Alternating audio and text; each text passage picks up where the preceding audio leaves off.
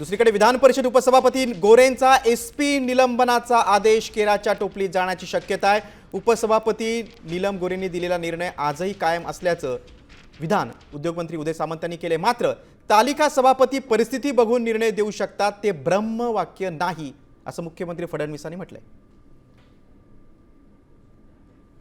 साताऱ्याचे पोलीस अधीक्षक आणि संबंधित ज्यांनी मतदारांना देवकर आणि तुम्ही जे म्हणतात हे पहा, या सभागृहामध्ये आमदार सांगतात ते खरं मानलं जातं, तर मंत्री सांगतायत म्हटल्यावर ते खरंच मानलं पाहिजे।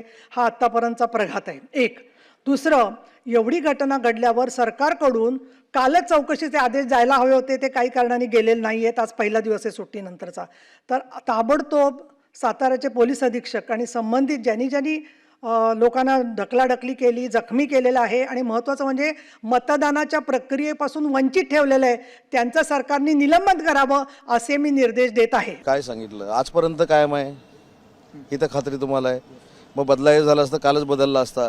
त्यामुळे तुम्हाला ब्रेकिंग मिळणार नाही याची तजवीज आम्ही केलेली आहे। तुम्ही अजिबात चिंता करू नका आणि कुठेही कटुता नाही। तिन्ही पक्ष एकसंघपणानं काम करतात। त्या स्थानावर बसला असताना सभापती, अध्यक्ष किंवा अगदी तालिका सभापती देखील परिस्थिती अनुरूप एखादा निर्देश देऊ शकतात, पण तो निर्देश दिला म्हणजे आता त्याच्यातनं सुटका नाही, ते ब्रह्मवाक्य होऊ शकत नाही।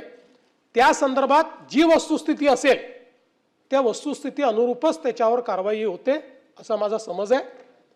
आणि म्हणून आज उद्या जेव्हा या संदर्भात माननीय सभापतींना आपलं रुलिंग द्यायचं आहे ते रुलिंग देऊ शकतील।